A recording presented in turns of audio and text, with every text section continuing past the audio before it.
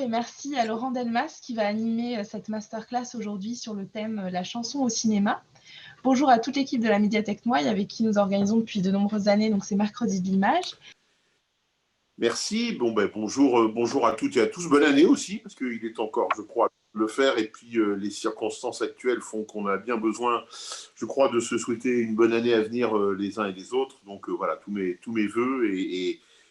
Merci de cette invitation. Je suis évidemment très heureux de parler d'un sujet que je connais un petit peu, parce que j'ai fait notamment sur France Inter plusieurs émissions, plusieurs saisons même sur ce beau sujet de chansons et cinéma. Alors ça pourrait s'appeler aussi chansons au cinéma, chansons de cinéma, dans la mesure où, pour essayer de cadrer un petit peu cette courte introduction à ce très très vaste sujet, ça concerne évidemment les chansons que l'on entend dans les films. Alors, on pense peut-être tout de suite aux comédies musicales, mais comme c'est un genre vraiment tout à fait à part, nous aurons l'occasion d'évoquer évidemment la comédie musicale, parce que s'il y a bien un lieu de la chanson et du cinéma, c'est bien ce genre-là, mais je souhaitais peut-être éclairer encore plus cette idée selon laquelle il y a dans de nombreux films des chansons, sans forcément que ces nombreux films soient des comédies musicales, ce qui évidemment nous interpelle, ce qui évidemment est de nature à y réfléchir, à les observer, à les analyser. Alors, c'est évidemment sous plusieurs formes dont on peut dresser rapidement la typologie, mais sur lesquelles on reviendra bien sûr. Il y a les chansons qui, comme pour les comédies musicales, ont été écrites exprès pour les films en question, mais je le répète, sans être des comédies musicales. Et puis, il y a aussi évidemment les reprises, c'est-à-dire les chansons qu'on entend, qui sont déjà existantes et qu'on entend dans les films, au détour d'une scène, dans une radio qu'on allume, dans une chanson qu'on entend oui, à la télé ou à la radio. Et puis, il y a aussi, qui est une sorte encore de manifestation peut-être encore plus singulière, ce que certains ont appelé le contre-chant, c'est-à-dire des chansons que des personnages d'un film tout d'un coup se mettent à chansonner, à reprendre, à murmurer comme ça, sans évidemment être des chanteurs professionnels, mais ce sont des acteurs, des comédiens, et qui, jouant un personnage, et bien ce personnage, allez, voilà, chante sous la douche, comme nous le faisons, bien sûr, tous régulièrement, mais ce que je le répète, je ne le ferai pas ici en direct pour ne pas froisser vos oreilles. Donc, ce sont évidemment des situations assez différentes, dont on voit bien qu'elles sont, au fond, tout sauf anecdotiques, et qu'elles relèvent, pour être clair, de choix scénaristiques importants, et que bien évidemment, le recours à une chanson, quelle que soit la forme qu'elle a, qu'elle soit une reprise, une chanson originale, chantée par un chanteur ou chantée par un comédien, tout cela est signifiant, tout cela fait sens, tout cela s'inscrit dans le scénario du film, dans l'histoire qu'il raconte, dans la caractérisation de ces personnages, bien évidemment, et puis aussi, je crois, et on aura l'occasion d'y revenir, qui est un formidable pont, souvent, entre le film et ses spectateurs. Dans la mesure où, nous le savons bien, la chanson est un art populaire majeur, un art partagé majeur, et que de ce point de vue-là, la référence à une chanson, souvent, vaut partage d'émotions, partage de souvenirs, partage d'idées. Dans le cas, par exemple, de chansons militantes, on peut y penser. Voilà, partage, en tous les cas, de sentiments et de mise en commun, en quelque sorte, d'un patrimoine, véritablement, qui peut être un patrimoine très, très actuel, bien sûr, mais aussi dans une vision historique des choses, et qui montre bien la façon dont chanson et cinéma s'imbriquent, et y compris, évidemment, c'est important, aux yeux de ses spectateurs. Alors, comme vous le savez, il nous faut démarrer paradoxalement cet éclairage sur chanson et cinéma en réaffirmant haut et fort que tout cela a démarré de façon muette. bien sûr, puisque en 1895, quand les frères Lumière finalisent, hein, on va dire, cette grande invention et longue invention du cinématographe, le cinématographe est muet, mais, et il faut y mettre un mais immédiat, très important, il est muet, mais pas silencieux, pour en quelque sorte être dans le paradoxe absolu, c'est-à-dire que dès 1895, il y a un accompagnement musical. C'est-à-dire que dès 1895, on met des notes, on met de la musique, on met des accords, des harmonies sur des images.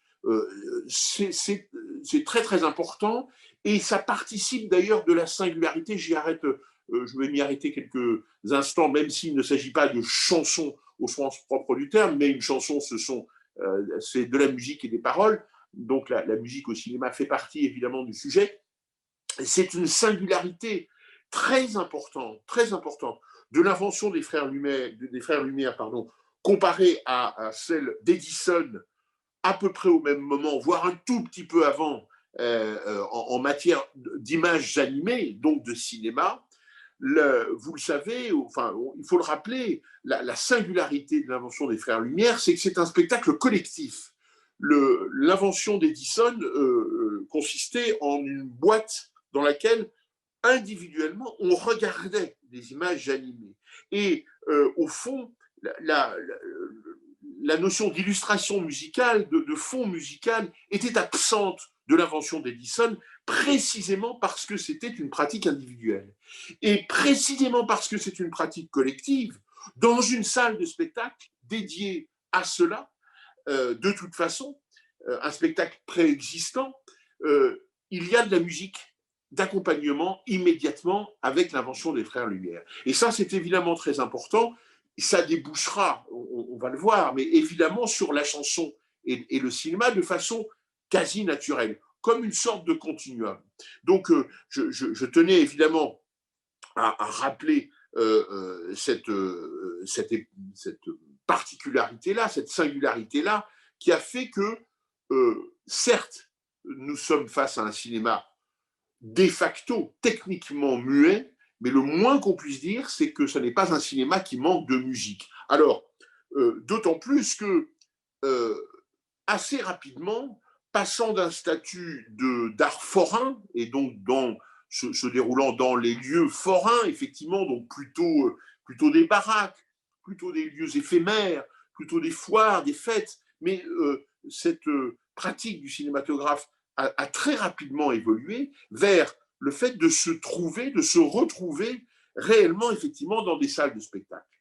Et dans des salles de spectacle qui étaient à l'époque, évidemment, ce qu'on appelait des music halls, enfin bon, voilà, des salles de spectacle où se produisaient des attractions fixes, permanentes, et avec évidemment par définition, la place non seulement d'un piano, à minima, mais bien souvent aussi d'un orchestre.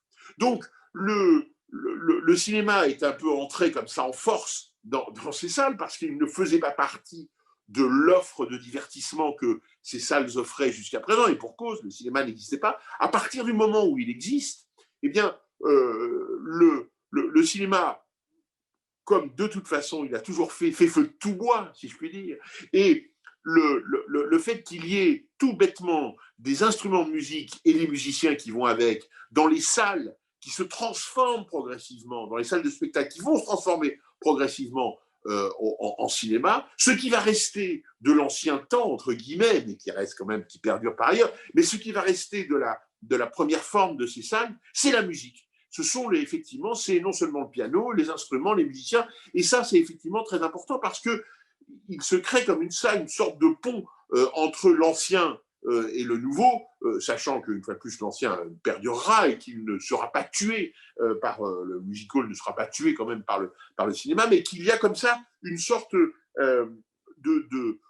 pont entre ce qui était la pratique populaire par excellence, le musical, le divertissement sous cette forme-là, et puis l'arrivée effectivement de cette invention sidérante qui était le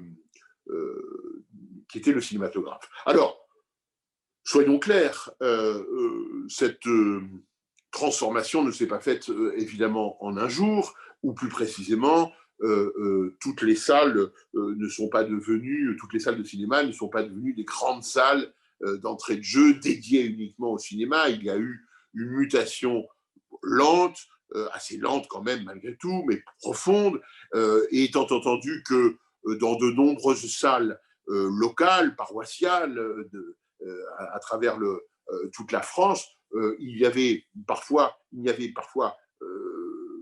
pas d'orchestre, a fortiori pas d'orchestre, pas de piano même, et que c'était un phonographe qui jouait le rôle de faiseur de musique, si je puis dire, suppléant donc l'absence de piano ou l'absence d'orchestre, mais il y avait toujours cela, c'est-à-dire qu'il y avait toujours de quoi faire de la musique. Bon, sachant que, puisque nous parlons de chansons, là, à ce stade-là, les paroles sur la musique sont exclues. C'est-à-dire qu'il n'est pas question, effectivement, que les phonographes diffusent des chansons ou qu'il y ait un chanteur à côté de l'orchestre ou que le pianiste lui-même chante. Non.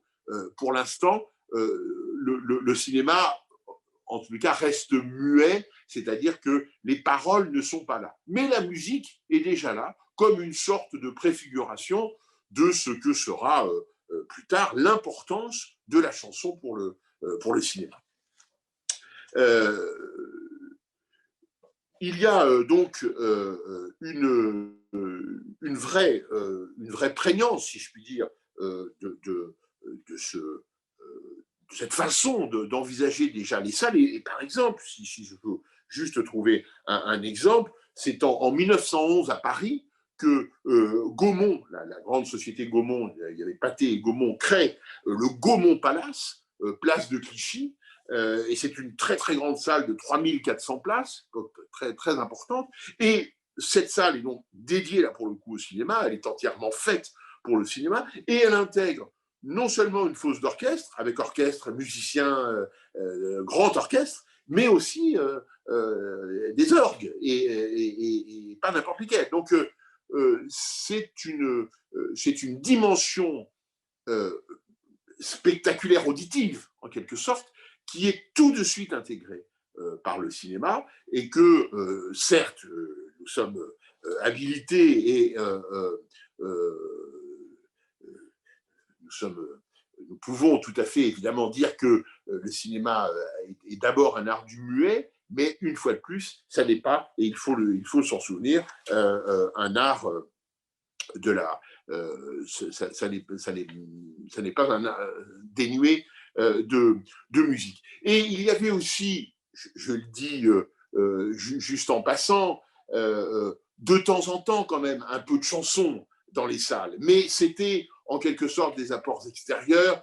On peut songer, parce que ça a été raconté assez souvent, par exemple, que la grande vague des films patriotiques, souvent patriotiques, parfois pacifiques, voire antimilitaristes, mais surtout patriotiques, la grande vague de ces films-là, après 1918, après la victoire, on a connaissance que certaines projections se terminaient invariablement par un public chantant ensemble dans cette salle de cinéma la Marseillaise ou le chant du départ ou quelque autre chant patriotique. Donc là, en quelque sorte, finalement, les premiers qui ont créé la chanson dans les salles de cinéma, c'est plutôt le public, c'est plutôt les spectateurs que le cinéma lui-même, pour des raisons évidemment technologiques.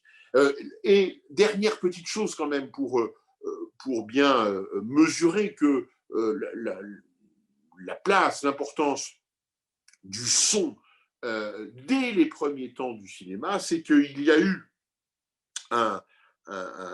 comment dirais-je, un technicien, au moins dans les plus grandes salles, bien sûr, pas partout, mais dans les grandes salles, dans celles qui, justement, voulaient porter le spectacle au plus haut point, il y avait un bruitiste.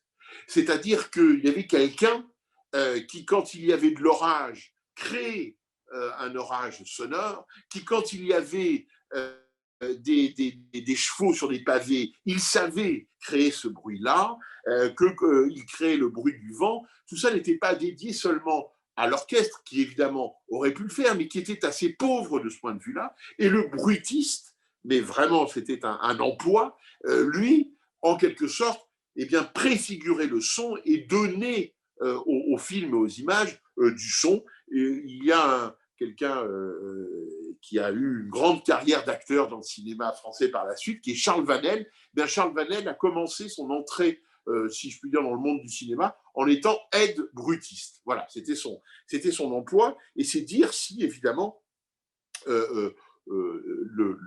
la fonction était importante. Alors, l'autre présence, en quelque sorte, un peu souterraine, comme ça, de cette idée de chanson dans ces premiers temps muets du cinéma, c'est qu'évidemment, au piano comme à l'orchestre et à l'orgue, on ne se prive pas, les musiciens ne se privent pas de jouer la mélodie de chansons populaires. Et ça, c'est effectivement très important. Alors, à la fois de chansons populaires et de chansons traditionnelles. On peut penser à la Clairefontaine, il était un petit navire, voilà, pour les chansons traditionnelles. Et puis les chansons populaires qui faisaient qu'il y avait là aussi une reconnaissance immédiate, sans les paroles, mais que le public de l'époque pouvait immédiatement entendre le message, en quelque sorte, donné par ce recours à une chanson qui pouvait parler de Paris si on était à Paris, etc.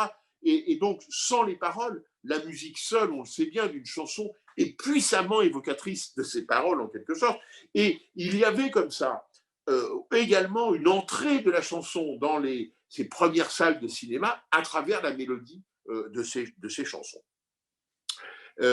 C'est donc tout un environnement qui, je dirais, monte progressivement, évidemment, vers la naissance du parlant et vers le fait que, loin de passer de l'ombre à la lumière, si tant est, et je ne le crois pas, que le cinéma muet soit un cinéma de l'ombre et que le cinéma parlant soit un cinéma de la lumière, en tous les cas en termes de valeur, bien évidemment, mais disons que loin d'être un passage du rien au tout en termes sonores, le cinéma a été une lente montée en puissance vers le parlant et vers donc quelque part la chanson au cinéma, sachant là aussi qu'il faut toujours se méfier, mais c'est le propre des synthèses en quelque sorte et des chronologies un peu ramassées, que bien évidemment le cinéma parlant n'est pas né du jour au lendemain, mais qu'il y a eu au contraire, presque dès la naissance du cinématographe en 1895, des inventions ou des recherches, en tous les cas, un nombre de brevets impressionnants ont été faits pour tenter d'accompagner par le son, par une musique, mais donc une bande son, donc d'accompagner les images du cinéma sur un même support, et en tous les cas, qui soit le reflet, alors pour le coup, exact de la vérité, les images plus le son, ce qui donnera évidemment le cinéma parlant. Et ça le donne, je donne la date parce qu'elle est évidemment essentielle, c'est le 23 octobre 1927 que, comme l'a raconté Frank Capra, le grand cinéaste américain Frank Capra, dont je vais vous donner cette courte citation, eh bien effectivement, c'est la naissance du parlant, c'est la première fois que les spectateurs dans une salle, pour un film en avant-première, vont découvrir, vont entendre les images, vont entendre le son des images en quelque sorte. Voilà ce que disait Capra. Dans cette nuit historique, la voix nasillarde d'Al Jolson crève l'écran. Les ondes sonores eurent un effet aussi dévastateur que des ondes sismiques. L'écran muet s'était retrouvé du jour au lendemain, nanti d'un larynx, dit Capra. On pourrait écrire des volumes, des livres et des livres sur la comédie et la tragédie que suscita l'apparition du son, sur les carrières qu'elle ruina, sur celles qu'elle favorisa. D'autre part, elle tua la pantomime juste au moment où celle-ci était en train de devenir un grand art. Fin de citation. Je trouve cette citation évidemment de Capra très riche, très intéressante, parce qu'elle dit bien les enjeux qui sont apparus à ce moment-là, un cinéma en quelque sorte chassant l'autre, avec effectivement l'idée que, ma foi, il y avait forcément en quelque sorte des laissés pour compte, mais on pourra y revenir brièvement un peu plus tard.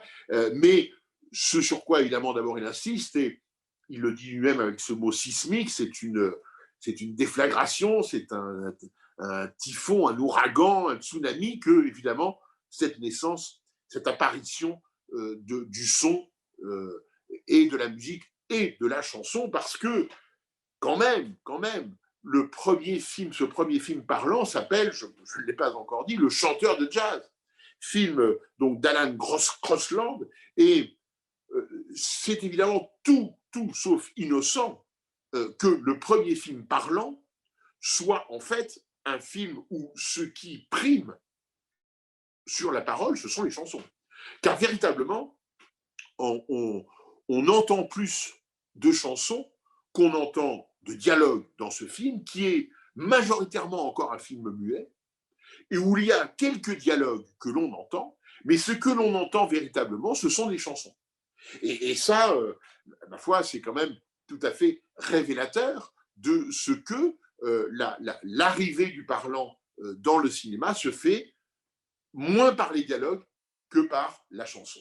Alors, on l'explique, je crois, assez facilement au motif que c'est au fond la façon la plus immédiate de voir que ce que le personnage que l'on entend, on l'entend à tout point de vue, y compris sur une mélodie, ce qui rajoute évidemment du son. C'est-à-dire qu'on a le son de la musique et le son des paroles, avec souvent d'ailleurs, du coup, dans le film, par exemple, les gros plans appuyés sur le visage du dit chanteur de jazz pour bien montrer la synchronisation entre ce que l'on entend et à la fois la musique et les paroles de la chanson. Donc c'est effectivement un moment essentiel, et un moment essentiel qui va en quelque sorte avaliser le fait que chanson et cinéma ont partie liée, que historiquement, l'arrivée du parlant, c'est aussi, et dans le même temps, et dans le même mouvement, l'arrivée de la chanson au cinéma. Donc c'est au fond la convergence tout à fait symbolique peut-être des deux arts les plus populaires, qui vont devenir, en tous les cas pour l'un, le cinéma, mais qui est déjà bigrement la chanson et le cinéma. Là, il y a une sorte de synthèse quasiment naturelle. Alors certes, on le sait bien, la chanson, le cinéma, pardon, c'est de la littérature, de la peinture, de l'architecture, du théâtre, du roman. C'est évidemment tout cela, mais au fond, ce qui lui manquait peut-être le plus, bizarrement, pour être réellement le cinéma, c'était la chanson, c'est-à-dire c'était ce pan populaire au plus haut point. On le sait bien, on chante du bas de l'échelle jusqu'en haut de l'échelle, et il y a de la chanson traditionnelle, de la chanson populaire comme de la chanson savante, et que avec l'opéra notamment, et la grande musique, comme on dit. Donc on voit bien, on sait bien le spectre incroyable que balaye la chanson, et elle rejoint ce jour-là, donc effectivement, le spectre incroyable que balaye et que balayera le cinématographe. Alors il y a au total, dans ce chanteur de jazz, 5 chansons préexistantes, hein. Aucune n'a été créée pour le film. Ce sont ce qu'on appellerait un peu des standards de jazz, mais c'était, là aussi, il était extrêmement important dans le continuum de ce que je disais, que les chansons soient connues. C'est-à-dire qu'il y avait cette idée que il s'agissait de bien reproduire le réel, la réalité, et que le cinéma était dans cette voie-là, et qu'en donnant à entendre des choses que les gens connaissaient déjà, il les amenait par la main, et en quelque sorte, il prenait ses premiers spectateurs par la main pour leur dire, voilà, nous allons entendre des choses que nous pouvons fredonner ensemble, et c'était bien le cas de cette histoire assez convenue d'un jeune homme dont le père est un chanteur liturgique juif qui va être absolument hors de lui, très en colère que son fils veuille chanter du jazz, cette musique quasiment de sauvage, et ces chansons de sauvage, et le jeune homme va devenir un grand chanteur de jazz, donc va prouver que c'est une belle musique, ce sont des belles chansons. Et donc, il y a comme ça la volonté dans le film d'aller jusqu'au bout, en quelque sorte, de la démonstration que la chanson a bigrement à voir avec le cinéma. Disons simplement pour mémoire que le film connaît. Alors, le film d'abord connaît un immense succès, mais vraiment phénoménal, hein, ça il faut le dire, mais c'est d'abord le succès de l'innovation technologique, bien sûr, plus que les qualités intrinsèques et artistiques du film, qui n'en manque pas, mais qui n'est pas non plus un chef-d'œuvre de l'histoire mondiale du cinéma, disons-le, soyons clairs. Mais l'invention est tellement formidable que, évidemment, le film prend le pas, elle prend le pas, cette invention, sur toute autre considération artistique, mais le film n'est pas invisible au sens propre du terme, il reste tout à fait visible. Disons qu'on le visite un peu ou qu'on le regarde un peu comme on irait dans un musée, mais c'est néanmoins un film intéressant. Il a donné lieu, je le dis en passant, à 2 remakes, hein, et puis on en a des allusions à travers toute l'histoire du cinéma. Dans Chantons sous la pluie, par exemple, on fait plusieurs fois allusion aux chanteurs de jazz.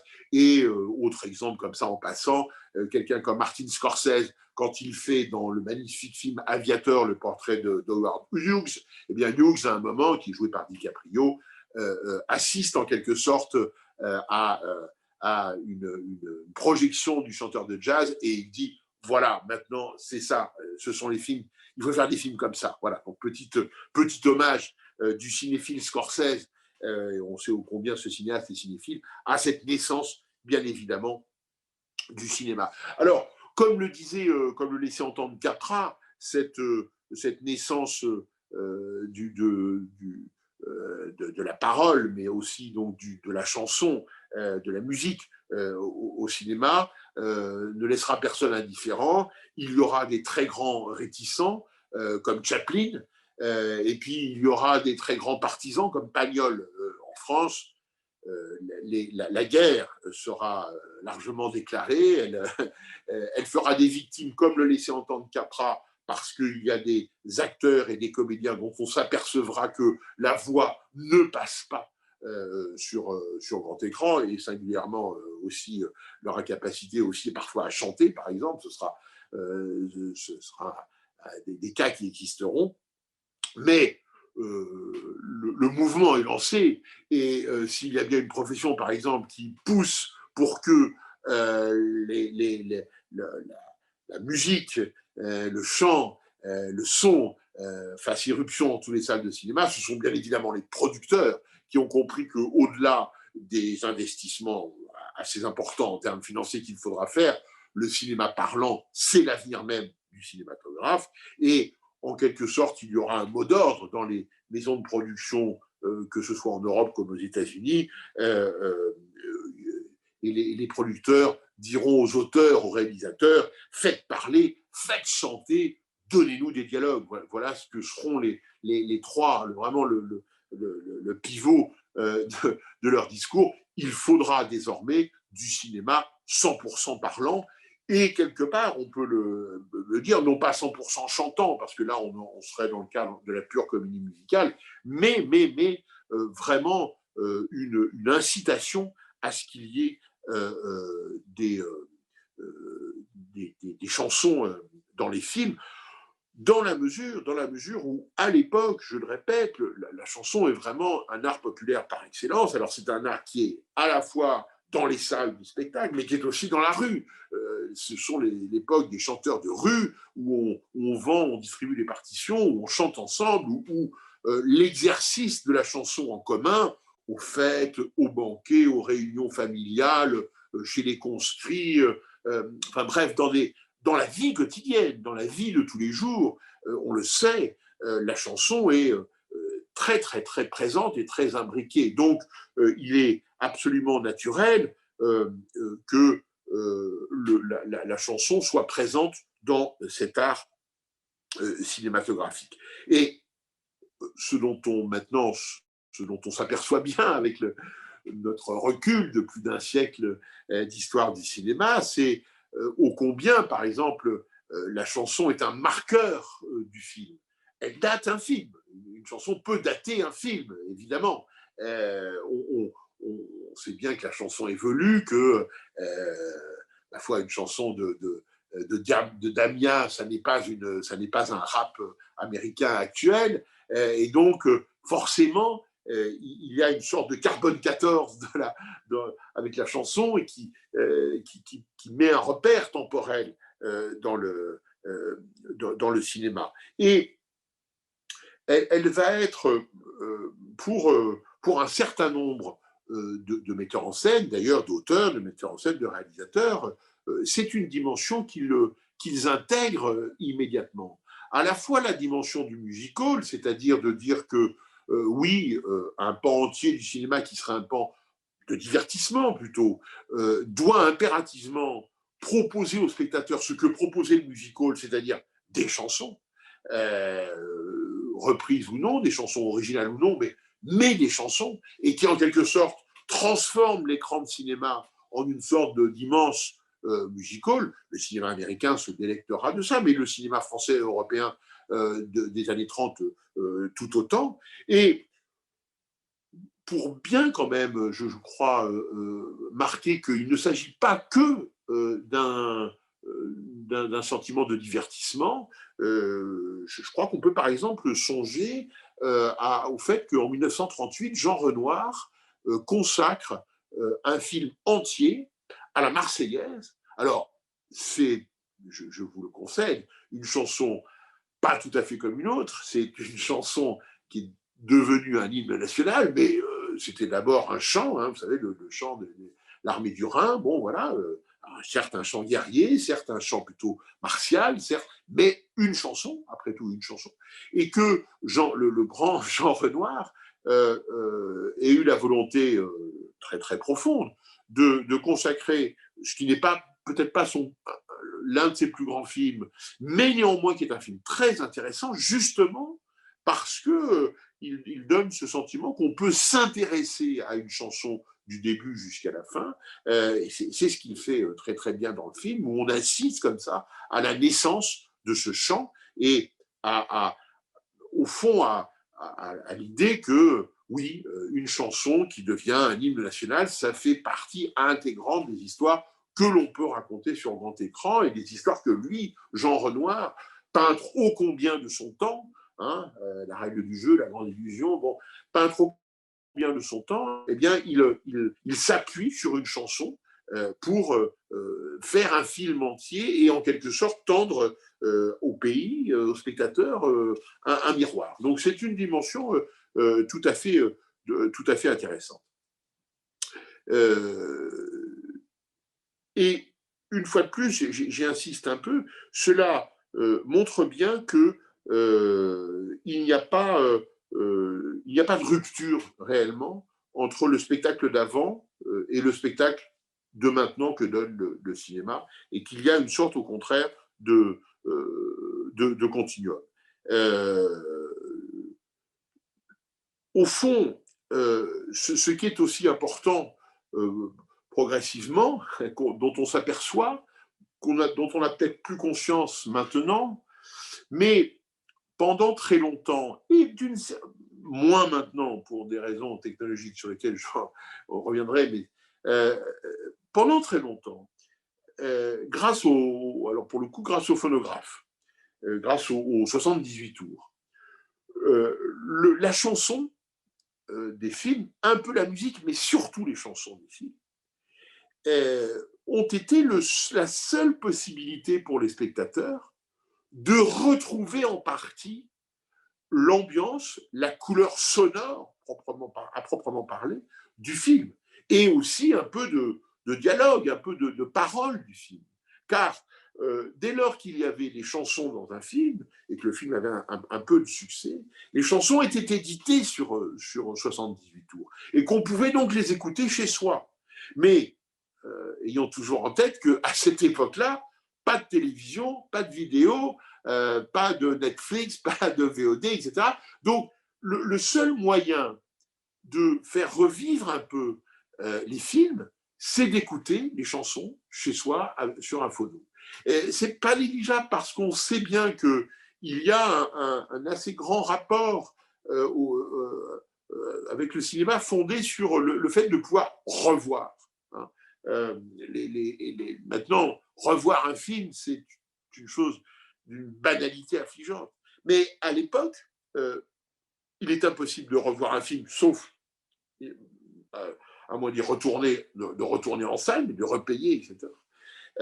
Là, le fait de pouvoir conserver chez soi une mémoire sonore du film, qui n'est pas évidemment tout le film, mais une forme de mémoire sonore à travers le 78 tours, était certainement très important et, une fois de plus, permettait de raccorder le cinéma à une sorte de grand spectacle et dont les chansons faisaient partie et dont les chansons étaient absolument un vecteur. Ça n'a pas disparu, cette dimension n'a pas totalement disparu, en tous les cas, même si évidemment les cassettes d'abord, le DVD, le Blu-ray ensuite ont permis que la revoyure, si je puis dire, du cinéma chez soi, mais il reste un marché de la BO, de ce qu'on appelle la BO, la bande originale, c'est-à-dire la bande son, la bande musicale du film, qui intègre bien évidemment les chansons. C'est un marché qui continue d'exister.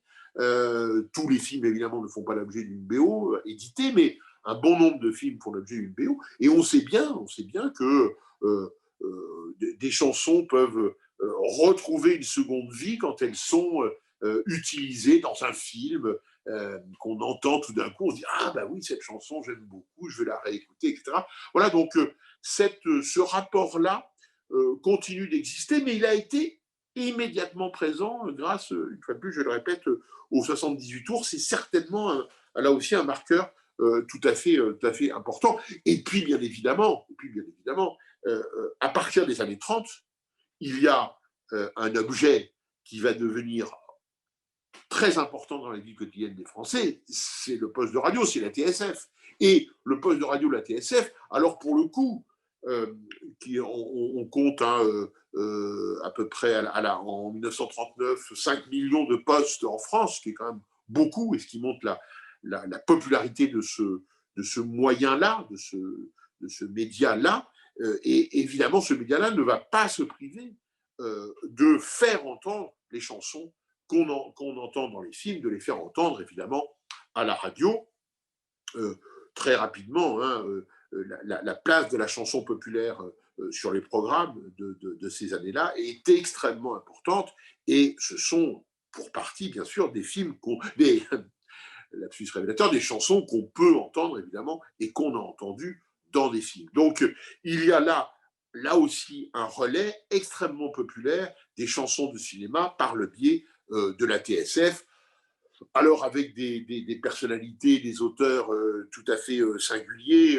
Peut-être que celui qui est le plus emblématique de ces années-là, c'est quelqu'un qui s'appelait Vincent Scotto. Et Vincent Scotto, c'est un musicien très méridional, marqué par sa région d'origine. C'est l'un des musiciens favoris, complices de Pagnol, notamment pour Angèle, la femme du boulanger, Topaz, etc.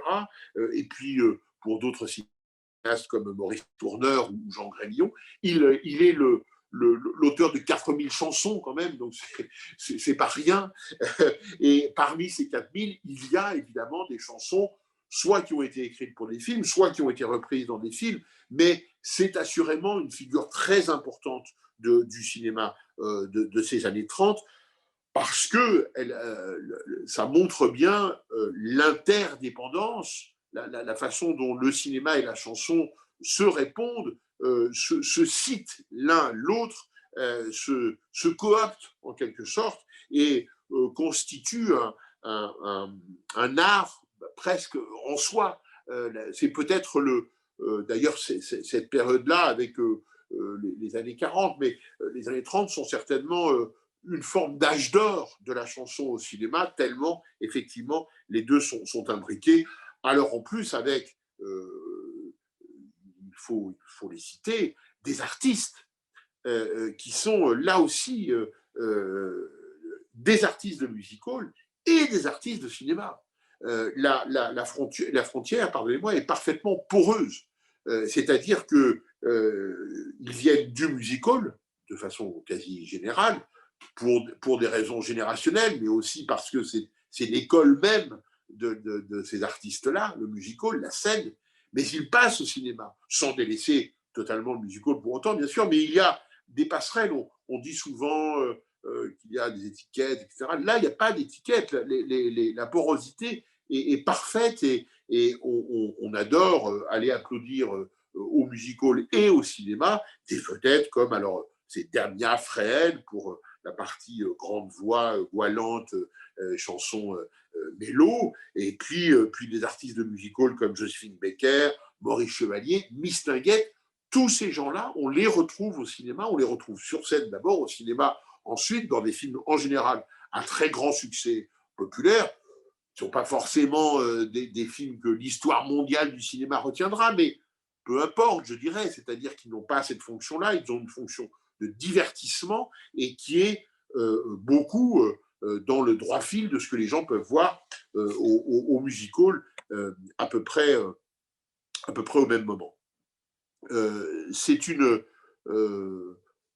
y a vraiment une banalisation, je n'aime pas le mot, qui est dépréciatif, mais un immense engouement et une habitude, je dirais, de la chanson au cinéma qu'on a peut-être perdu en partie, me semble-t-il. Et c'est-à-dire qu'en tous les cas, il y a une moins grande appétence ou une grande pratique du côté des artistes, en tous les cas, de l'irruption, en quelque sorte, de la chanson dans une histoire, dans un scénario, dans un environnement. Mais là, pour le coup, c'est évidemment très, très, très important. Alors, les choses vont se développer, je le disais aussi, dans les années 40 et 50, et en quelque sorte, là, le courant ne se démentira pas. On peut, par exemple, citer, il y a un exemple qui est tout à fait intéressant en même temps, parce que il est peut-être moins évident dans un premier temps, mais qui est un film relié donc à un film de Marcel Carné, qui est Les Portes de la nuit. Et pour ce film, le grand tandem artistique Prévert pour les paroles, Cosma pour la musique, invente, crée une chanson que vous connaissez, que nous connaissons tous, que je ne vous fredonnerai pas pour les raisons suscitées au début, qui s'appelle Les Feuilles Mortes. Mais Les Feuilles Mortes, c'est devenu évidemment un tube, un succès international, une scie presque, enfin, tant et tant de chanteurs français, mais aussi américains, étrangers, l'ont reprise. Alors, ce qui est intéressant, en deux mots, l'histoire de cette chanson est intéressante parce que Prévert et Cosma, oui, l'écrivent pour le film de Carné. Elle est presque plus chantonnée d'ailleurs dans le film que réellement chantée du début jusqu'à la fin, etc. Mais elle est très présente, on l'entend. C'est une chanson un peu singulière parce qu'il n'y a pas de refrain et de couplet, mais néanmoins, on sait tous que la mélodie en est incroyable et que les paroles dégagent comme ça une sorte de nostalgie et de mélancolie tout à fait puissante et efficace. Or, ce qui est intéressant, c'est que cette chanson passe totalement inaperçue. Mais vraiment, et Prévert en conçoit d'ailleurs un grand ressentiment en disant, enfin, je ne comprends pas, les gens n'ont pas entendu, les gens, lui, il était persuadé que c'était une chanson tout à fait digne d'intérêt et qui pouvait être retenue surtout, voilà, qui pouvait faire, il n'aurait pas employé ce mot bien sûr, mais qui était un tube, voilà. Et il a fallu 2 ans, 3 ans pour que, après les reprises, notamment par Cora Vauquer, puis Yves Montand, mais qui était lui-même un peu réticent, progressivement, la chanson s'installe comme étant une des grandes chansons du répertoire français, comme quoi tous les mouvements ne se valent pas. Il y a parfois des chansons de films qui deviennent immédiatement des succès internationaux. Ça n'a pas été le cas des Feuilles Mortes, mais il faut quand même dire que Les Feuilles Mortes, c'est bien une chanson de cinéma, c'est bien une chanson qui a été écrite pour un film à cette occasion-là, qui s'inscrit dans une histoire, qui s'inscrit dans un scénario, et que, quelles qu'aient été les difficultés de son succès au préalable, on ne peut pas faire l'économie pour la raconter en quelque sorte, pour l'aborder, pour l'envisager, on ne peut pas faire l'économie de dire que c'est effectivement une chanson reliée au cinéma. Alors, je parlais d'une première vague d'artistes chanteurs, de chanteurs artistes. Ces années 40-50 en consacrent une autre, en quelque sorte, juste pour dire qu'il y a comme ça, dans ces années-là, un grand continuum de talents et d'artistes qui sont concernés par la chanson et le cinéma. On peut tout à fait citer évidemment Charles Trenet, Michel Simon, Fernandel, Daniel Darieux, Piaf, Bourvil, Montand, que je vous citais à l'instant. Tout ça, ce sont des gens qui, effectivement, oscillent en permanence entre le musical et le cinéma et qui donnent au cinéma aussi toute la mesure de leur talent et d'acteur et de chanteur. Donc, prouvant une fois de plus que, au moins dans ces années-là, les deux vont de pair et que le cinéma et la chanson marchent véritablement la main dans la main auprès d'un public populaire, certes, mais pas seulement. Quand on cite Carnet, Prévert, Cosma, on est dans un cinéma populaire, certes, mais un cinéma aussi qu'on peut qualifier d'un cinéma d'auteur. Donc, il y a mélange des genres, là aussi, avec des très, très grands films populaires, comme ceux dans lesquels peut chanter Fernandel, par exemple, mais qu'il y a aussi, avec Montand, avec Piaf ou Michel Simon, des films faits par de véritables auteurs de cinéma, des véritables scénaristes, de véritables paroliers, d'ailleurs, bien évidemment. C'est aussi le moment où un musicien comme Ray Ventura et ses collégiens et son grand orchestre, là aussi, enchantent littéralement des films. Il est bien évident que le contexte n'y est pas pour rien. On est dans l'immédiate après-guerre. On a certainement la volonté d'enchanter un peu le paysage qui est, moins qu'on puisse dire, pas très gai, pas très réjouissant. Et il y a comme ça cette volonté à la fois dans les années 30 et puis dans les années 40, dans les années 30 et dans les années 50, une volonté d'enchanter le quotidien presque en ayant recours bien souvent à la chanson, ce qui est évidemment un des marqueurs de son rôle et de sa capacité à agréger le plus grand nombre d'auditeurs d'une part et de spectateurs dans l'autre. Alors, dans cette cavalcade, pardon, on est obligé impossible d'être exhaustif et obligé d'être un peu rapide comme ça. Il y aurait des choses qu'on pourrait étudier beaucoup plus finement, évidemment. Mais là, en termes de chronologie, on en arrive un peu aux années 60, avec une vague qui irait de 60 à 80, et je n'emploie pas le mot vague sans une petite idée derrière la tête, puisque évidemment c'est, vous le savez bien, le moment de ce qu'on a appelé de la nouvelle vague en France, mais pas seulement. C'est une vague aussi qui a pu donner des choses, y compris musicales, aux États-Unis, des comédies comme Air, enfin des choses comme ça. Donc on a un vent musical du cinéma très puissant dans ces années-là, qui vont de pair avec aussi les Beatles, voilà, le yéyé, le rock, bon, toutes ces choses qui arrivent aussi sur la scène du disque et du musical, et avec lesquelles le cinéma, bien entendu, a à voir. Mais ce sur quoi je voulais peut-être un peu insister avec ce moment de la nouvelle vague, c'est une figure très forte, très singulière, très importante du cinéma français, mais très révélateur, je crois, au fond, de la complexité du rapport avec la chanson, qui est le cinéma de François Truffaut.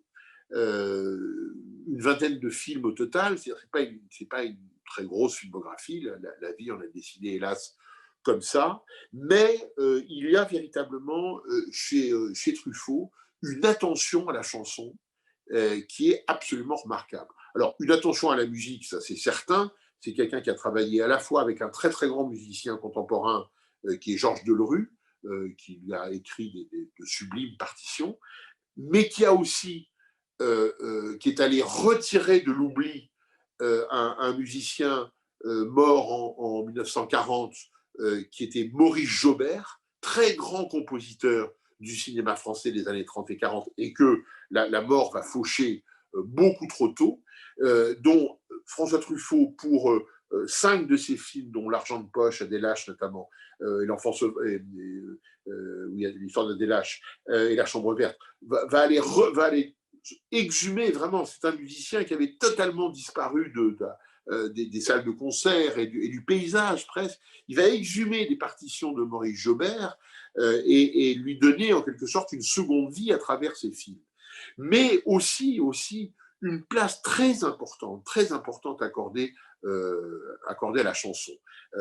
Alors, je n'aurai pas le temps de développer cette thématique dans la thématique qui serait François Truffaut et la chanson, mais dès le premier film, qui est un moyen-métrage qui s'appelle Les Mistons, ces petits garnements nîmois chantent à vélo en permanence quand ils font les 400 coups contre Bernadette Lafont. Ils n'arrêtent pas de chanter des chansons populaires, et tout au long de la filmographie, avec bien sûr quelques exceptions, mais assez rares, tout au long de la filmographie de François Truffaut, il y aura une attention à la chanson. Et peut-être que il le théorise en quelque sorte tardivement, ce recours à la chanson, avec l'un de ses derniers films, qui est parmi les plus beaux, les plus flamboyants, qui s'appelle La femme d'à côté.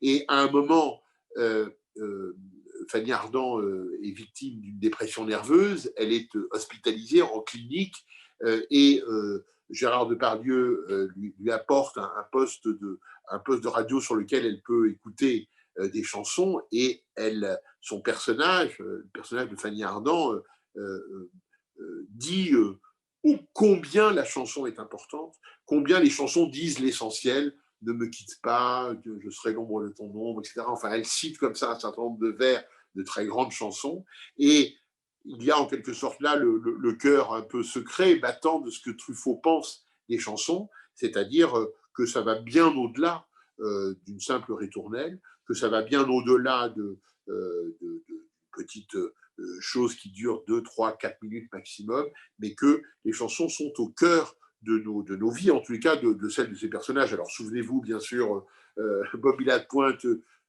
sous-titré dans Tirer sur le pianiste. Souvenons-nous que Baiser volé s'ouvre par une chanson, et quelle chanson, de Charles Trenet. Et puis il y a le cas du tourbillon, la chanson de Jules et Gilles, qui n'est pas une chanson, contrairement à ce qu'on pense souvent, écrite pour le film, qui est une chanson qui préexistait, mais néanmoins qui va trouver dans Jules et Gilles son écrin le plus merveilleux, et qui va connaître, on le sait, un succès à la fois très important et qui ne cesse de durer. C'est une chanson qui existe au-delà du film, donc ça c'est évidemment un aspect qu'on n'a peut-être pas assez abordé jusqu'à présent, mais l'un des marqueurs aussi de la chanson de cinéma, c'est de s'évader du cinéma, c'est de s'évader du film, c'est d'avoir, pour certaines d'entre elles, les plus réussies, une existence en dehors du film pour lequel elles ont été, sinon écrites comme le tourbillon, mais avec lequel elles sont tellement rattachées, on a l'impression qu'on ne pourrait pas les détacher, que le tourbillon, c'est au cœur de Jules et Gilles. C'est au cœur de Jules et Gilles, mais c'est une chanson aussi que des chanteurs et des chanteuses peuvent reprendre sur une scène de music-hall sans que, ni avant ni après, il y ait une quelconque image du film, et que le film ne soit pas là. C'est aussi la preuve que la chanson est en soi un objet à part, singulier, à la fois très proche et distinct du film, et que sa vie, que cette chanson a une vie au-delà du film, parallèlement au film, sans pour autant, bien sûr, le quitter intégralement. Quand on songe à Jules et Gilles, on songe au tourbillon de la vie, bien sûr, et quand on chantonne le tourbillon de la vie, on a forcément, certainement, des images de Jeanne Moreau et de ses amoureux qui viennent immédiatement. l'amour de Truffaut pour la chanson s'était aussi concrétisé par la bande originale du film Le Dernier Métro, qui bien évidemment ne pouvait contenir de chansons écrites pour le film, parce que là, c'est typiquement le cas du film historique dont les chansons vont immédiatement dater, peut-être enfin mieux, sinon mieux, mais pareillement qu'une tenue vestimentaire, un événement historique. Les chansons qu'a retenues François Truffaut pour Le Dernier Métro sont immédiatement reconnaissables. Elles sont évidemment de cette époque-là, de l'occupation. Ce sont les chansons que les gens à l'époque écoutaient. Et c'est évidemment pour lui très important. Cette dimension est très importante parce qu'elle ancre immédiatement le film dans la vie quotidienne des gens. Et ça, c'est pour Truffaut très important. Et c'est l'idée pour lui que, évidemment, elles marquent le film et qu'elles sont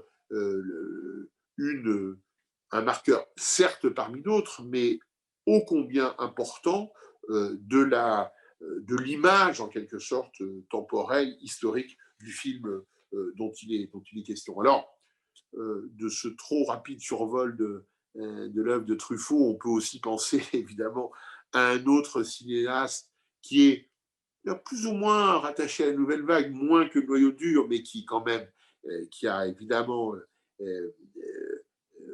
exercé en quelque sorte, si je puis dire, son métier et donné ses films dans ces années 60 notamment, c'est évidemment Jacques Demy. Et Jacques Demy avec le tandem constitué avec Michel Legrand. Il faudrait des heures et des heures consacrées à ce tandem-là dès lors qu'on parle de chansons et de cinéma.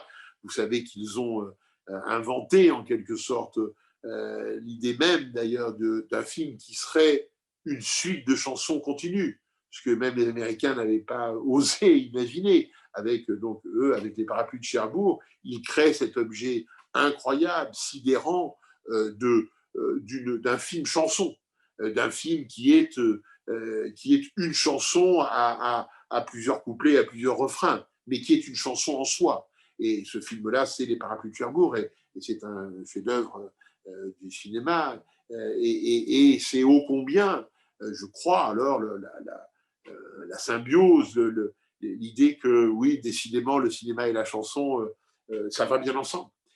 Et que tout au long de leur carrière, même si ils ne reprendront pas forcément ce modèle-là de la chanson totale pour un film total, mais quoi qu'il en soit, Demy et Legrand donneront à la chanson au cinéma des lettres incroyables de noblesse, et évidemment avec des tubes qui sont contenus soit dans les Parapluies, soit dans les Demoiselles de Rochefort, Peau d'âne, etc.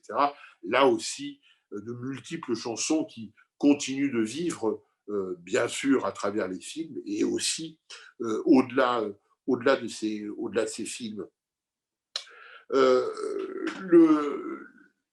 On peut rattacher en permanence, évidemment, les artistes qui portent ces chansons, comme je l'ai déjà fait à 2 reprises pour 2 temporalités.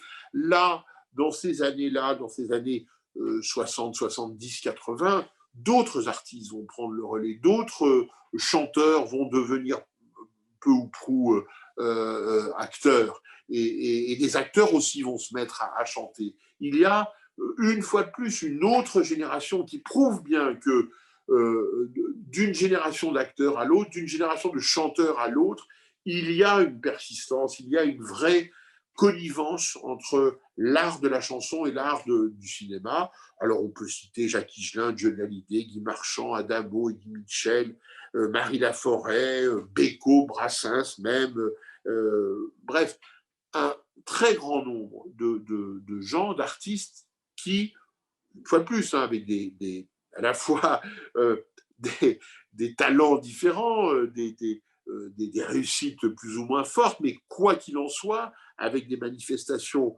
dont on ne peut pas nier l'existence, ces gens-là, ceux que je viens de citer, et d'autres également, eh bien, accréditeront l'idée, donneront parfois même des lettres de noblesse à ce compagnonnage qui unit chanson et cinéma. Avec par exemple aussi donc cette idée que les acteurs souvent ne sont pas insensibles, évidemment, alors, les purs acteurs, on va dire, hein, ceux qui n'auront pas eu d'expérience de musical comme pouvaient avoir les Gabin, les Fernandel, les Bourvil auparavant. Là, on a des générations plutôt d'acteurs purs et durs, si je puis me permettre, mais dont on sent que la fibre de la chanson les titille un peu. Et on aura, par exemple, cet exemple tout à fait symptomatique du film de Claude Sautet, Les choses de la vie, dont la musique superbe a été écrite par ce qui sera ensuite le grand complice musical de Claude Sautet, qui est Philippe Sard, grand musicien français. Et là aussi, l'histoire vaut d'être racontée. Quand il a écrit le thème principal des choses de la vie, Philippe Sard et d'autres autour de lui, et singulièrement le scénariste, Jean-Loup Dabadi, lui a dit « mais c'est une très belle mélodie, il faudrait mettre les paroles dessus ». Donc Dabadi écrit des paroles pour la mélodie de Sard, et Sard, évidemment, la propose à Sautet, mais Sautet n'en veut pas. Sautet refuse absolument l'idée d'associer justement une chanson avec son film. Voilà, c'est son droit, évidemment, d'artiste. Et Sard, Dabadi vont un peu en douce contre l'avis de Sautet, faire enregistrer à Romy Schneider et Michel Piccoli, donc deux chanteurs deux acteurs, pas des chanteurs professionnels, vont enregistrer cette chanson et ça va être le succès que l'on connaît. Là aussi, ça fait partie des chansons de cinéma qui existent en tant que telles et qui sont des véritables tubes. Il y a eu plusieurs reprises de cette chanson, plusieurs duos qui se sont formés, après celui de Romy Schneider et de Michel Piccoli. Mais on a bien là cette dimension, d'autant plus, sinon troublante, mais intéressante, que la chanson ne fait pas partie du film et qu'on n'entend pas cette chanson dans le film et qu'elle ne fait pas partie du générique, qu'elle est en quelque sorte une production, un objet artistique totalement intégré au film, puisque ce sont les deux acteurs principaux qui la chantent, puisqu'elle raconte quelque part la rupture amoureuse qui est au centre du film, cette chanson, mais qu'en même temps, elle n'est pas dans le film. Et elle va néanmoins exister. C'est dire si il y a là comme une sorte d'alchimie tout à fait sidérante qui est à la fois dans et dehors le film. On a d'autres exemples, hein, ça n'est pas un exemple complètement à part. Il y a un autre exemple que j'aime citer, qui n'est pas tout à fait comparable, parce que pour le coup, on entend cette chanson dans le générique, mais qui est un très beau film de Bertrand Tavernier qui s'appelle Des enfants gâtés, musique là aussi, par hasard, hein, pas de volonté de ma part, de ne parler que de Philippe Sard, mais musique de Philippe Sard, pour lequel Jean-Roger Cossimon, le grand auteur, a écrit des paroles. La chanson s'appelle Paris jadis. C'est une chanson clin d'œil, c'est une chanson un peu boulevardière, mais qui se moque comme ça un petit peu de ces Parisiens qui pensent que Paris, il n'y a que Paris dans la vie, voilà. Et cette chanson figure, alors elle, au générique du film de Bertrand Tavernier, Les enfants gâtés, mais elle est chantée par deux acteurs qui ne sont pas des chanteurs professionnels et qui également ne font pas partie de la distribution du film, qui sont Jean-Pierre Mariel et Jean Rochefort. Moment absolument savoureux, chanson absolument savoureuse, enregistrée en une prise, ce qui est pour deux chanteur non professionnel absolument incroyable quand on entend le résultat, et qui là aussi montre, si besoin était, que décidément, oui, décidément, la chanson, même si elle n'est pas dans le film, même si elle n'est pas intégrée, même si on ne l'entend pas dans le film, ce qui est le cas, à part le générique, mais on n'est pas encore dans le film au générique, hein, c'est les prémices, et même si elle ne correspond pas à des personnages du film a fortiori, eh bien, ma foi, cela fonctionne. Alors, pour en rester à Tavernier, il y aura un petit mot, parce qu'il y a un très bel exemple aussi de la façon dont la chanson peut être magnifiquement intégrée à un film. C'est une autre œuvre de Bertrand Tavernier qui s'appelle Le Juge et l'assassin, avec Philippe Noiret et Michel Galabru. Et là aussi, Philippe Sard a écrit, alors pour le coup, vraiment, il a écrit des chansons pour le film, que l'on entend dans le film. L'une est chantée par Jean-Roger Cossimon, l'autre est chantée par un acteur qui joue un militaire patriote, la troisième est chantée par Isabelle Huppert, qui est une ouvrière.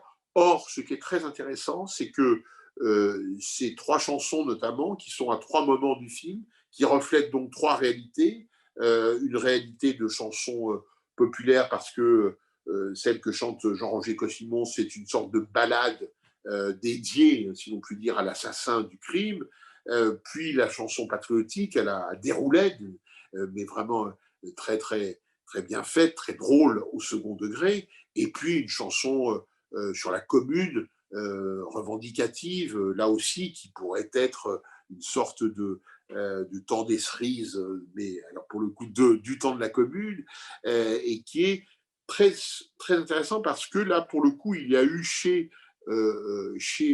Philippe Sard, et avec bien sûr l'accord et au contraire la demande de Bertrand Tavernier, l'idée non pas de reprendre des chansons préexistantes, ils auraient pu reprendre des chansons d'époque, mais ils ont tous les deux choisi au fond d'acter qu'on était bien dans la fiction, qu'on était bien dans la recréation, pour recréer trois chansons dans trois styles différents, et merveilleusement faisant un décalque, mais à la fois très, très fructueux, très riche, de chansons avec lesquelles on pourrait penser à d'autres chansons, mais qui sont trois chansons originales, très bien écrites, très bien composées, et qui du coup participent certainement à la réussite du film, dans la mesure où elles accréditent un peu plus encore la couleur réaliste du film de Bertrand Tavernier. Alors, au terme de un peu, pas tout à fait encore, mais de cette cavalcade, hein, je le redis, il y aurait tellement de choses à dire, tellement de films à citer, tellement de chansons à évoquer.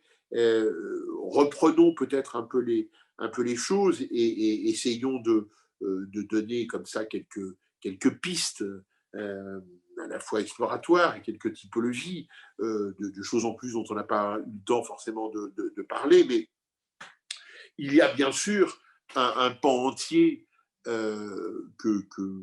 voilà, qu'on n'a pas eu le temps d'évoquer, mais qui sont pour la musique, mais aussi pour la chanson, qui sont les reprises, évidemment, de musique classique, et singulièrement pour la chanson d'opéra. Je ne parle même pas des opéras filmés, là, qui sont tout à fait en même temps existants, mais qui, là, pour le coup, ont à voir, évidemment, avec chanson et cinéma, mais simplement des grands airs d'opéra qui peuvent être repris dans des films. On a vu ça chez Kubrick, on a vu ça avec les reprises du Requiem de Mozart, les Valkyries chez Coppola. Enfin, le cinéma abonde évidemment de reprises de musique classique et évidemment d'airs d'opéra. Et là aussi, c'est un pan entier de la musique de film et de la chanson au cinéma dont on pourrait parler. Alors, le deuxième pan donc entier, ce sont ces chansons déjà existantes, préexistantes au film, mais qui, en quelque sorte, lui donnent immédiatement, je le disais, une datation, mais aussi une couleur. On peut penser, par exemple, à la chanson que chante, reprise en chœur, que chante Gabin dans La Belle Équipe de Julien Duvivier, chanson qui s'appelle Quand on se promène au bord de l'eau, et qui est une chanson qui est préexistante au film, mais qui est devenue, là aussi, qui était un grand succès et que le film a en quelque sorte validé, et qui est véritablement le reflet de l'insouciance, de la part d'insouciance, parce qu'il n'y a pas que de l'insouciance dans ce film, bien loin de là, mais de la part d'insouciance de 1936. Le film est au moment du Front populaire. C'est un des films français qui capte l'air du temps, et cette chanson, elle capte merveilleusement l'air du temps insouciant, les congés payés, etc., la promenade au bord de l'eau, le repos enfin donné aux ouvriers et aux prolétaires. Cette chanson, elle dit ça, et elle le dit très simplement, elle le dit dans un moment de grande convivialité, et où on sent qu'il y a évidemment une volonté pour Duvivier, pour Gabin qui la chante, etc., d'adhésion du spectateur. C'est un moment où on entraîne le spectateur à sa suite dans cette guinguette pour célébrer en quelque sorte le temps libre, tout simplement, comme on disait à l'époque. Et c'est là aussi, évidemment, une chanson qui est, comment dirais-je, tellement imbriquée, tellement reliée au film, que, eh bien, on ne peut pas s'empêcher d'y penser quand on l'entend, et on ne peut pas s'empêcher aussi d'espérer le moment où elle viendra quand on revoit, et heureusement, le film. Autre pan dont on n'a pas évoqué, mais Dieu sait si c'est un genre important dans le cinéma, sont les biopics. Et dans ces biopics, eh bien, il y a un certain nombre, évidemment, de biopics de chanteurs. Et alors là, c'est la fête aux chansons, si je puis dire. On peut penser à Ray Charles, à Piaf, à Céline Dion bientôt, puisque quand les salles seront rouvertes, on pourra voir le travail de Valérie Lemercier autour de Céline Dion. Elle en a fait l'héroïne de son nouveau film, avec des reprises, de très très nombreuses reprises de chansons. Là aussi, c'est un pan entier de l'histoire du cinéma que de mettre en scène des chanteurs. Alors, pas seulement des chanteurs, les biopics sont des hommes politiques, des militaires, des aventuriers, etc. Mais dans la grande famille des biopics, le moins qu'on puisse dire, c'est que les chanteurs et les chanteuses ont une place tout à fait importante, voire parfois même prépondérante, avec, comme toujours et comme il se doit, quelques pas de côté. Je songe, pour ce que je considère être comme une très grande réussite, de vrais faux biopics du film de Podium de Yann Moix avec Benoît Poelvoorde dans le rôle d'un clone de Claude François, et où on entend un certain nombre de chansons, de reprises de Claude François par Benoît Poelvoorde lui-même, alors qu'il n'est pas du tout chanteur, et qui a eu du coup d'ailleurs je dirais une vraie expérience d'acteur, parce que comme il chante lui-même une partie, pas toute, mais une partie, il chante lui-même une partie des chansons de Claude François, il a fallu qu'il se forme à ça, il a fallu qu'il devienne chanteur quelque part. Et c'est un exercice qu'il a manifestement profondément marqué. Il dit notamment que quand un acteur, enfin, pas seulement un acteur, mais pour lui chanter, c'est une mise à nu beaucoup plus importante que précisément une véritable mise à nu, c'est-à-dire d'enlever ses vêtements dans un film. Il estime que c'est beaucoup plus impudique pour lui de chanter que de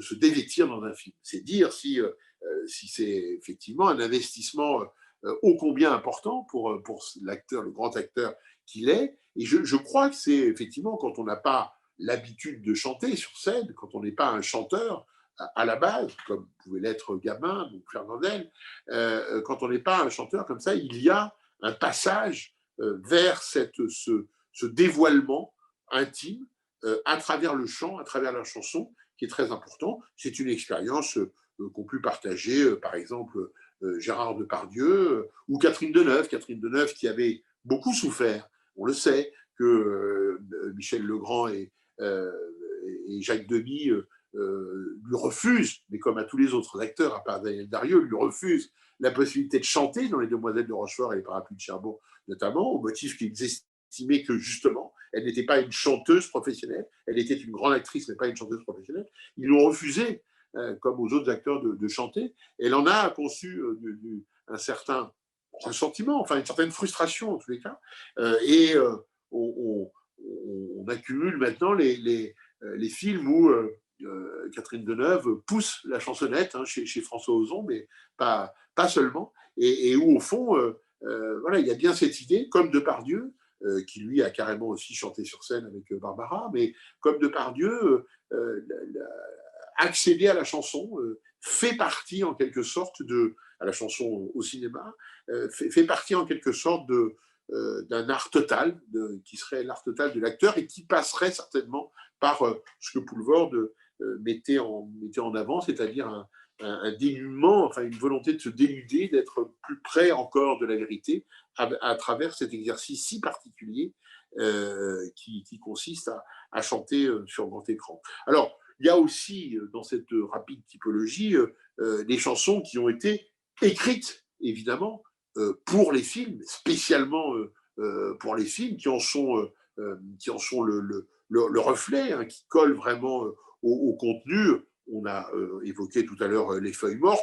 On pourrait penser à la très belle chanson d'Alain Souchon, L'amour en fuite, pour l'amour en fuite de François Truffaut, que je n'ai pas évoqué tout à l'heure exprès en parlant de Truffaut, mais voilà une chanson qui a été écrite par un grand chanteur français, Alain Souchon, en se basant en quelque sorte sur le scénario du film et qui raconte comme ça les salades de l'amour, comme dirait Antoine Doinel, qui raconte donc effectivement ce personnage.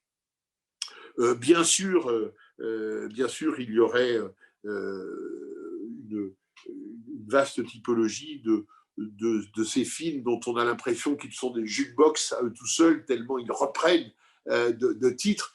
Et là, il y a deux cinéastes auxquels on pense immédiatement, qui sont Scorsese d'une part, Tarantino de l'autre, où les reprises de titres existants sont la règle. On frémit d'ailleurs en pensant à la note très très très salée, la note financière économique que constitue l'achat des droits de reproduction de ce titre, car vous savez que c'est une vérité, c'est une réalité. Hein. Évidemment, on ne peut pas utiliser une chanson sans en payer les droits, et ce sont souvent des droits d'autant plus chers que Tarantino ou Scorsese aiment beaucoup, par exemple, les Rolling Stones ou Ray Charles, etc., ou Sinatra, et que tout ça coûte fort cher. Donc, ça peut être dans le budget d'un film, tout sauf anecdotique. En tout cas, pour ces deux cinéastes-là, ça ne l'est pas, mais ils sont tout à fait emblématiques de ce courant de cinéastes qui accumulent, qui ne cessent de citer des chansons. Parfois, on entend 30 secondes, hein, c'est même 10 secondes, 20 secondes, très, très rapide. Hein. Quand on reprend après la BO du film, on est halluciné du nombre, hein, et on se dit, mais c'est pas possible. Effectivement, il y a des titres qu'on a même à peine entendus, mais qui sont là comme faisant partie pour ces cinéastes eh bien, ma foi, de ce qu'ils ont envie de faire passer à l'image, de faire passer à l'écran, et qu'au même titre qu'il y a des dialogues, un scénario, des acteurs, eh bien, il y a des chansons, et que ces chansons sont chargées, souvent d'ailleurs évidemment, d'accompagner l'histoire, mais peut-être aussi de nous faire penser à des choses immédiatement, comme une sorte de mélancolie, de nostalgie, de souvenir. Et puis, j'en terminerai là, je voudrais juste évoquer une figure qui, moi, m'a toujours semblé à la fois très riche, très singulière aussi du cinéma.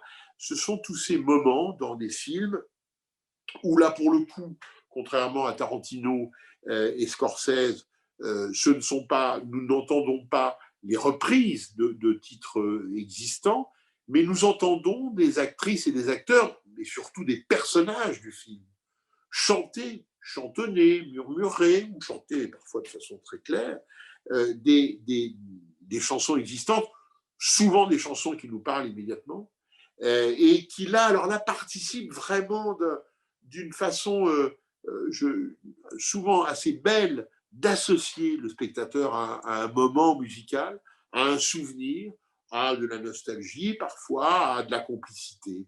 On peut penser par exemple à de très très belles scènes comme dans La chambre du fils de Nanni Moretti, ou une famille qui va être durement frappée par la mort de l'un des quatre, ou la belle atmosphère familiale, la complicité qui unit cette famille, elle est dite, elle est montrée par Moretti dans une scène où ils chantent tous la même chanson dans une voiture. Ce moment collectif-là dit énormément de choses, beaucoup plus que peut-être même certaines scènes qui auraient pris du temps. Là, il se passe quelque chose avec ce moment chanté ensemble. On peut ressentir la même chose dans le très beau film d'André Téchiné, Ma saison préférée, où alors qu'ils sont en train de conduire leur mère dans un EHPAD, concrètement pour parler clair, Catherine Deneuve et Daniel Auteuil se souviennent d'une chanson d'enfance. Et ils la chantent pour leur mère, en quelque sorte, comme une sorte un peu de cadeau et surtout de manifestation que, eh bien, au-delà de la vie qui passe, il y a toujours cette cellule familiale qui est là. Voilà. Ces moments-là sont, je trouve, souvent très émouvants parce qu'en plus, alors pour le coup, il y a même la volonté en tout cas, si ce n'est de chanter faux, mais peut-être pas à ce point-là, mais en tout cas, de ne pas chanter complètement juste, ou plus précisément la justesse de la chanson. Elle ne tient pas à la justesse des notes, elle tient à la justesse de l'émotion, elle tient à la justesse de ce que la chanson fait passer à ce moment-là, de souvenirs, de biens en commun, de vie en commun, de relations amoureuses aussi. On aurait pu parler de ça, bien sûr, hein, de chansons qui font passer des déclarations amoureuses dans leur simple surgissement comme ça.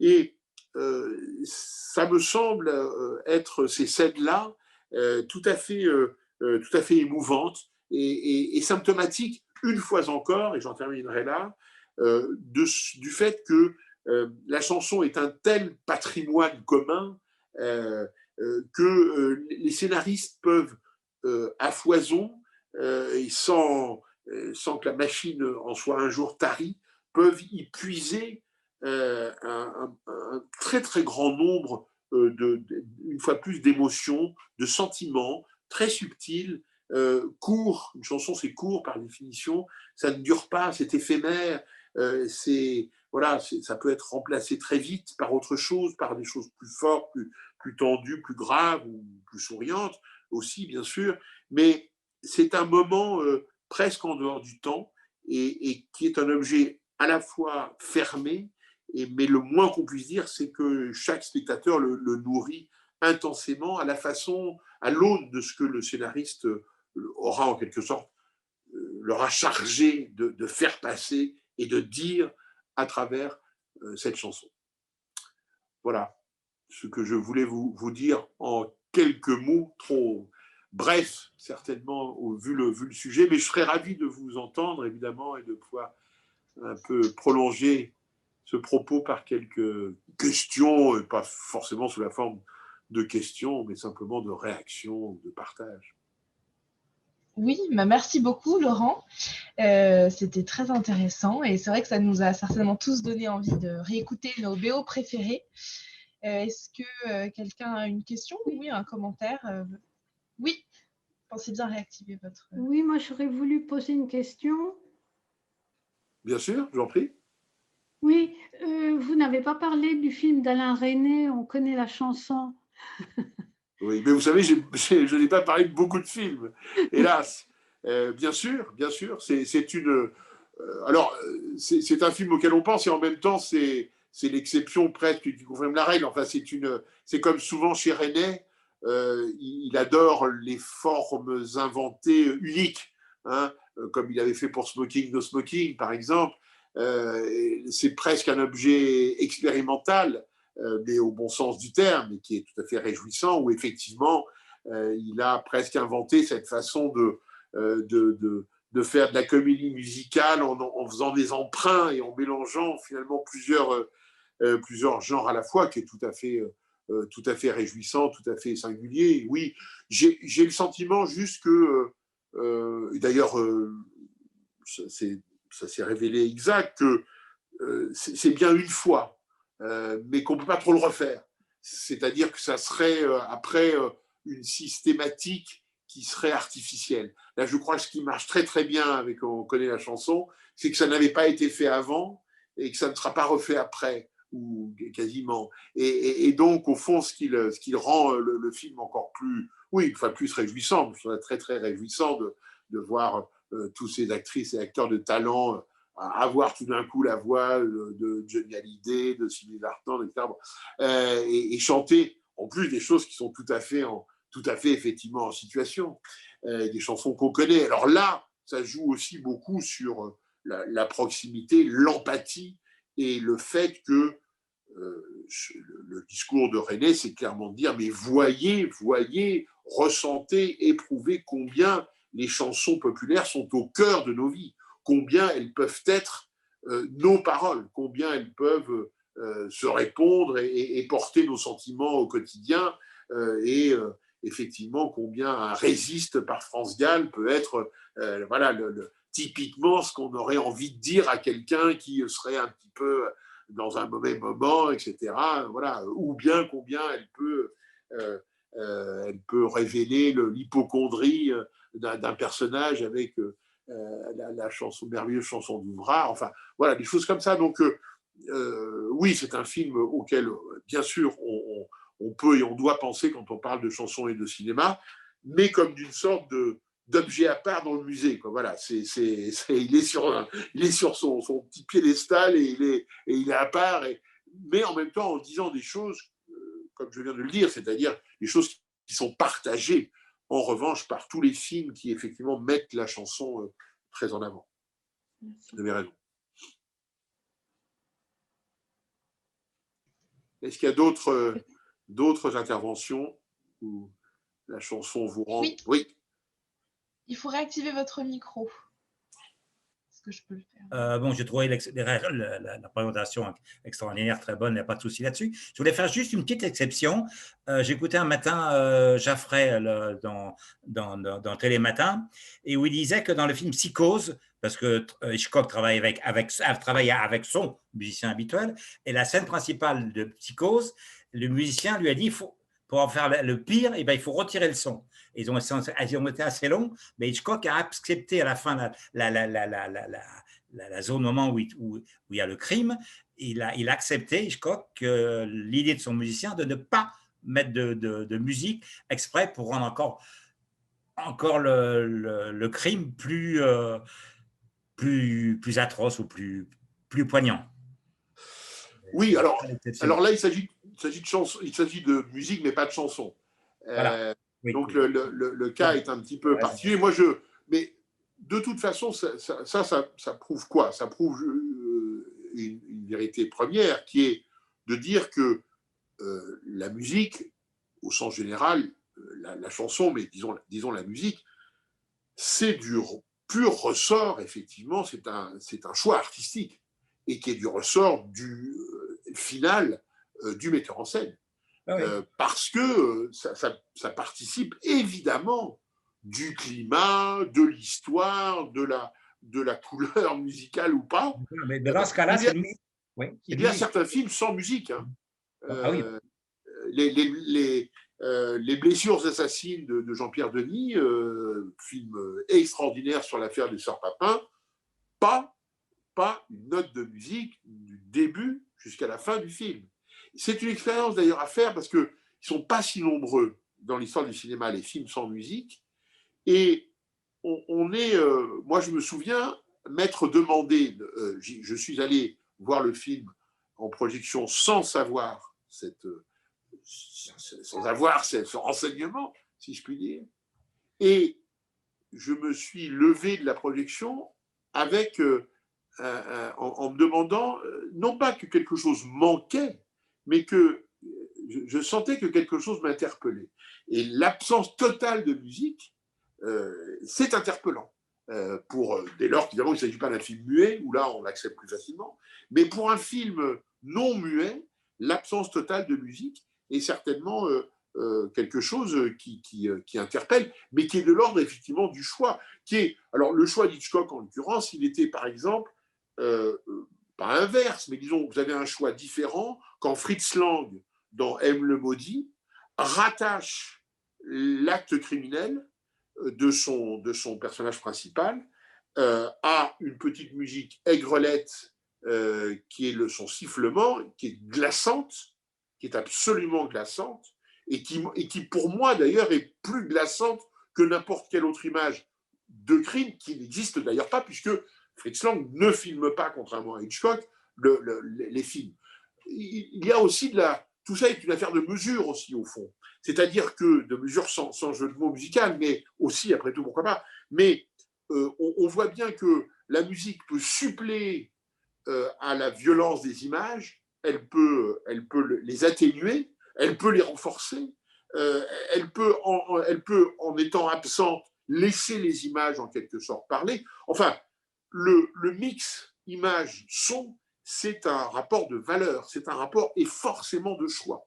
C'est-à-dire qu'il n'y a pas, là pour le coup, il n'y a pas d'innocence en quelque sorte.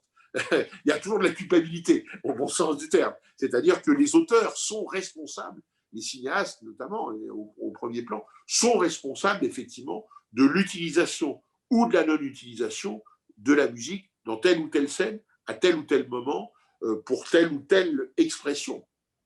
On sait qu'il peut nous arriver de trouver qu'il y a trop de musique dans un film. C'est un sentiment qu'en tant que spectateur, on peut avoir. On peut simplement se dire que, ma foi, l'auteur, lui, n'avait pas cette conscience-là et que c'était son choix. Mais notre choix de spectateur, c'est peut être aussi de le contester, en quelque sorte. Il y a aussi des gens qui sont extrêmement réticents à la comédie musicale. Enfin, bref, ça, il n'y a évidemment pas de vérité révélée, mais c'est l'étude du rapport de la musique et des images, et pour des films, évidemment, qui ont une ambition artistique, c'est quelque chose de tout à fait passionnant. Et les grands couples de cinéma, vous faisiez allusion à Herman Hitchcock, les grands couples de musiciens, artistes ont évidemment leur étude en est d'une richesse absolue. Fellini, Rota, je disais Sarre de Sauté, voilà, il y a Morricone, Léon, enfin, il y a un certain nombre comme ça on sait, Cosma, Prévert, de couples qui ont fonctionné et qui sont très intéressants, très, très intéressants à étudier parce que justement, on sent qu'il y a chez le cinéaste une volonté de travailler dans une complicité avec ce qu'il ne maîtrise pas, qui est la musique. En général, il y a quelques cinéastes musiciens, mais très peu, et qui est donc de créer ensemble un objet. Je vous rappelle au passage que, au moins en France, ce n'est pas le cas à Hollywood notamment, mais au moins en France, il y a 3 auteurs à un film. Il y a 3 auteurs, je ne sais pas si on m'entend, oui. Il y a 3 auteurs à un film, le réalisateur, le scénariste et le musicien. Et donc, ça prouve bien, si vous voulez, une fois de plus au moins en France, que le tandem ou le trio est considéré comme vraiment le trio artistique de créateurs et d'auteurs du film. D'autres interventions? Oui. Juste pour prolonger votre très intéressante et très riche conférence, je voulais savoir si vous pouvez nous recommander un livre qui serait donc sur la chanson au cinéma, qu'on pourrait avoir dans notre médiathèque. Mais je ne veux pas du tout vous paraître ni cuistre, ni quoi que ce soit, mais non. Il n'existe pas, à ma connaissance, de livre, je n'ai même pas à dire digne de ce nom, il n'existe même pas de livre médiocre sur chansons et cinéma. Et je le regrette vraiment. Il y a eu un livre il y a une vingtaine d'années qui est épuisé, qui avait un tout tout petit propos préliminaire, pas inintéressant du tout, mais qui après ne constituait qu'en un dictionnaire des chansons de cinéma, alors qui n'est pas du tout inintéressant, mais voilà, qui est un dictionnaire en plus pas du tout exhaustif, mais ça, ce serait impossible à faire. Donc, sous cette forme-là, ça n'était pas inintéressant, mais l'histoire s'est arrêtée, je pense même il y a une trentaine d'années. Beaucoup d'eau a coulé sous les ponts depuis, donc il manquerait beaucoup de choses. Mais surtout, il y a quelques livres tout à fait intéressants sur la musique et le cinéma, avec de temps en temps, bien sûr, et singulièrement quand il est question de comédie musicale, des choses sur la chanson, il ne faut pas caricaturer, mais quand même sur l'idée de s'intéresser uniquement à la chanson au cinéma, non, ça malheureusement, sauf effectivement dans des recueils, les plus grandes chansons du cinéma, mais je ne crois pas que c'était l'objet de votre question. Voilà, me semble. Malheureusement, il n'y a pas. J'espère qu'un jour, quelqu'un prendra le sujet à bras-le-corps et le traitera, parce que le moins qu'on puisse dire, c'est que je pense qu'il y a largement la matière. Merci. De rien au sens propre. Pourquoi pas vous, donc, puisque c'est… C'est gentil. Oui, vous savez, les éditeurs sont un peu frileux en matière de cinéma, donc je ne suis pas sûr que je trouverai un éditeur, mais après tout, pourquoi pas. Et vos chroniques du dimanche matin sont excellentes. Par contre, sur France Culture, je me suis régalé de les écouter. Y a-t-il d'autres questions? Je vous en prie. Monsieur le Randama, bonsoir. Alors, tout d'abord, vous êtes une voix, et aujourd'hui, malgré les circonstances inédites de passer par Zoom, on vous voit, et donc il y a l'image et le son, et là, c'était un véritable moment enchanté de cinéma, comme quoi, des fois, dans la difficulté, il y a des choses positives. Alors, ça fait un plaisir de vous voir, parce qu'on vous entend, mais là, ça donne une dimension humaine, et c'est très sympa. D'abord, c'est un premier point. Non, mais c'est simple, humain, et c'est… Voilà. Alors, je sais que j'aurais deux questions, une peut-être un peu plus personnelle et une sur le plan de vos émissions à France Inter. Je sais qu'on a eu l'occasion et le plaisir de vous entendre à Ciné qui chante, trois étés qui ont suivi. Vous avez reçu énormément d'invités qui étaient des gens du cinéma ou des gens de la musique. Ils vous ont chaque fois proposé toute une sorte de chansons personnelles à faire passer, à discuter, à échanger. Parmi toutes celles que vous avez entendues et fait passer sur les antennes, y en a-t-il elles ont été récurrentes, qui sont revenues? Y a-t-il un, deux ou trois titres qui sont revenus et qui ont donné une sorte de dénominateur commun dans la chanson de ces gens du cinéma? C'était ma question. Et la deuxième, plus personnelle, je sais que vous venez souvent et très souvent à Cannes, puisqu'on y est, et que aussi bien au Rencontre de Cannes qu'au Festival de Cannes, quel est le film dont la chanson ne nous a pas enchanté mais ému? Merci pour les questions. Alors, je les prends dans l'ordre d'apparition à l'écran. Oui, il y a, je pense au moins, mais mes souvenirs ne sont pas forcément complets, mais je pense qu'il y a au moins deux chansons qui effectivement étaient à ce point récurrentes dans les listes que l'on nous proposait, parce que l'idée c'était ça, comme vous l'avez très bien dit, c'est-à-dire que on contactait des invités potentiels et on leur demandait de venir nous voir avec une liste d'une dizaine de chansons de films. Nous les écoutions ensuite ensemble en direct. Et la fréquence de ces deux-là, je vais vous finir par vous donner les deux titres, j'ai un peu de suspense. La fréquence de ces deux-là nous a même conduit à un moment à devoir les refuser. Parce que sinon, nous aurions, chaque semaine, nous les aurions passés plusieurs fois. Ce qui est, de l'avis même de nos oreilles, impossible. Enfin, et puis, vu l'extrême chant, ça n'aurait pas été raisonnable de ne passer quasiment que ces deux-là. Je caricature, mais pas loin. Bref, effectivement, sur les deux premières marches du podium, on trouvait le tourbillon dans le film de Jules et Jim, et la chanson d'Hélène dans le film de Claude Sautet. C'était vraiment les deux titres qui arrivaient. Alors, les plus malins essayaient de nous les bourguer avec des versions différentes, ce qu'on a fait, hein, je crois. Mais je crois justement qu'en 3 saisons, on a épuisé l'ensemble des versions différentes qui existent de la chanson d'Hélène et du tourbillon, en repassant même à plusieurs reprises, soit les versions originales, soit les versions qui sont souvent très bonnes, d'ailleurs très intéressantes.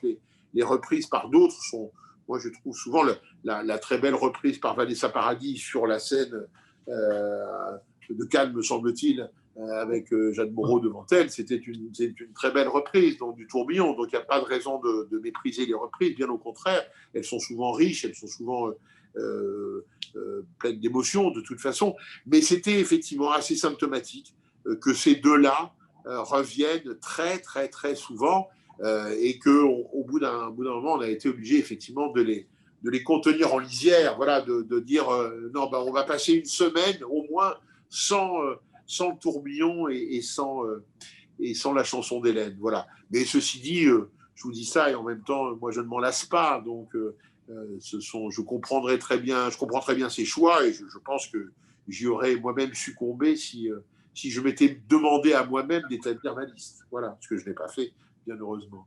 Voilà. Mais ce sont les deux titres auxquels je pense. Il y en a certainement d'autres, mais alors avec, oui, il faudrait rajouter pour être net et un peu exhaustif, certainement, je n'ai pas forcément le titre, mais certainement un titre de Demi Legrand, soit la Fée des Lilas, soit la recette du cake d'amour, soit une chanson des Demoiselles. Enfin, voilà, il y avait forcément dans le trio gagnant une chanson de Demi Legrand. Oui, oui.